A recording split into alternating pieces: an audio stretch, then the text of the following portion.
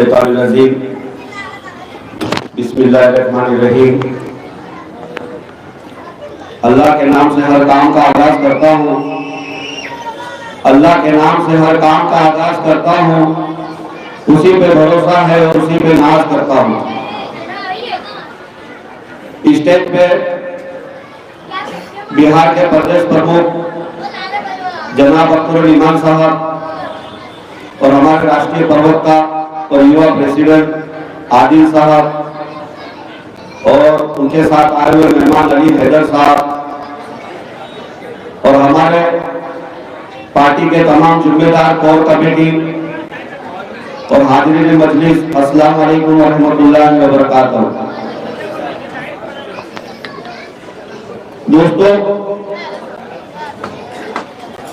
आप लोगों को बताते हुए बड़ी खुशी हो रही है कि ये प्रोग्राम अगर सिर्फ और सिर्फ हुआ है तो हमारे अख्तर ईमान साहब की वजह से ही हुआ है, क्योंकि ये प्रोग्राम था ही नहीं। ये सिर्फ मुलाकात करके सूरत के अंदर हर जगह से मतलब में हमसे मुलाकात करने के बाद ये अहमदाबाद जाने वाले थे। हमने इनसे राब्ता किया और इनसे कहा कि इस प्रोग्राम को हम करने की इजाजत दीजिए, तो उन्होंने कहा कि ये प्रोग्राम अगर होता है तो बहुत अच्छी बात है, ताकि हम तमाम लोगों को यहाँ पर बुलाकर आपको एक ऐसी शख्सियत से मिलाए कि जो गुलाबों, अगर जितने बगीचे के फूल होते हैं उन फूलों के अंदर सबसे अगर राजा किसी को कहा जाता है तो वो गुलाब का फूल होता है। वैसे अगर आपको अगर इनकी उर्दू सुनना है तो इनकी उर्दू इतनी अच्छी है कि जितनी मैंने इनकी तारीफ सुना था और आज मैं उसके साथ सुबह 10 बजे से हूँ, मैं हकीकत में ये कह सकता हूँ कि इनकी उर्दू गुलाबी उर्दू है। ये गुलाबी उर्दू के मालिक है। हमसे आखिरी दिन में तकरीबन ऐसे ऐसे लोगों ने मुलाकात की और उन्होंने ये भी कहा कि हम सब पार्टी के साथ में रहते हैं, हम किसी को मना नहीं करते।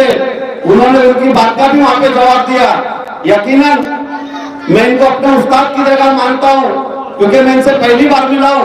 आज दिल के अंदर एक घबराहट भी है, और घबराहट इसके लिए है कि उस्ताद अगर पीछे हो तो शागिर्द के अंदर घबराहट होती है।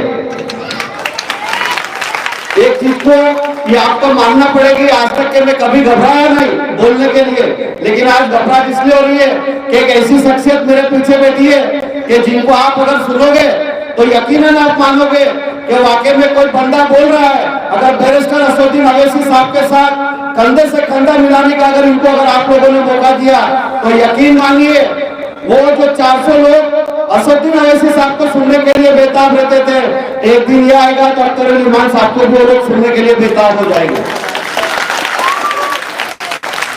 मैं यहाँ के ताल्लुक से कुछ बातें आप लोगों को बताना चाहूंगा। पिछले दिनों के अंदर विधानसभा का इलेक्शन हुआ, उसके अंदर तमाम पार्टियां खड़ी थी। अपक्ष से तकरीबन 40 से 45 लोगों को खड़ा करके 34 अपक्ष से मुस्लिम उम्मीदवारों को खड़ा किया गया। 34 ही थे ना, 34 मुस्लिम को खड़ा किया गया और उसके अंदर एक झाड़ू लेकर आया। वो झाड़ू वाला हमारे चंद नौजवान मुसलमानों को इकट्ठा किया और 30,000 जितने वोट यहाँ से लेके चला गया। मैं आप तमाम लोगों से पूछता हूँ कि उसको 30,000 वोट सिर्फ मुसलमानों ने दिया कि वो आपके गली में, आपके मोहल्ले में कभी आया? जवाब दो मुझे। तो आपने वो वोट देके वो वोट का गलत इस्तेमाल किया है। यकीन मानो वो वोट की ताकत आप ईमान के साथ रखते और वो ईमान के साथ रहती तो मैं जिस दिन से लड़ा हूं उस दिन के आपसे बीच में खड़ा हूं। मैं एक दिन भी कहीं पर भी आपको छोड़ के नहीं गया। कोई हो बंदा तो मुझे ऐसा बताए कि अब्दुल भाई घर के अंदर बैठे थे, मैं कभी ना घर में रहा ना कहीं किसी ऑफिस में बैठा, मैं आप लोगों के बीच में हमेशा रहा हूँ। और याद रखो, एमाइन पार्टी के अंदर जो भी बंदा अगर जुड़ता है और काम करता है वो इसी तरह रहता है और आपको एमाइन का साथ देना पड़ेगा। आने वाले वक्तों के अंदर भी इलेक्शन होगा, कॉर्पोरेशन आएगा, अभी लोकसभा आने वाली है। पार्टी जो निर्णय करेगी हम पार्टी के साथ चलेंगे, लेकिन आप लोगों को मजलिस को सपोर्ट करना है। आप करोगे भाई? दोनों हाथ उठा के बोलो, आप करोगे? आपको करना पड़ेगा। हालात ऐसे नाजुक है कि हमारे पास से बाबरी मस्जिद चले गई, उसके बाद हमारे से पूछा जाता है कि हम बाबरी मस्जिद के लिए कुछ बोलो, तो हमारे पार्टी का स्टैंड पूरा क्लियर है भाई। उसके ऊपर बाबरी मस्जिद थी, बाबरी मस्जिद रहेगी, हमारी नस्लों तक वो हम छोड़ के जाएंगे कि वो मस्जिद थी। अब क्या हुआ? ज्ञान वापी का मुद्दा उठ गया, तो कब तक आप लोग इस तरह सोते रहोगे? अरे जो आपके मुद्दों के ऊपर बात करता है, आपके हर तकलीफों को बात करता है, आप क्यों उस पार्टी का साथ नहीं देते? और क्या बोलते हो कि बैरिस्टर असदुद्दीन अवैसी भाजपा की बीटी में ये अख्तर उल इमान यहां पर बैठे हैं। मैं इनके ताल्लुक से आप लोगों को एक बात बताना चाहता हूं। इन्होंने विधानसभा का इलेक्शन लड़ा, 5 एमएलए जीत के लाए, 4 चले गए लालू की पार्टी के अंदर, खरीद लिया गया। इनको 1000 करोड़ की ऑफर आई कि अख्तर उल इमान साहब आप हमारे साथ आ जाओ, 1000 करोड़ दूंगा और मंत्री पद दूंगा। अरे आप अगर अख्तर उल इमान को नहीं खरीद पाए तो बैरिस्टर असदुद्दीन अवैसी साहब को क्या खरीद पाओगे?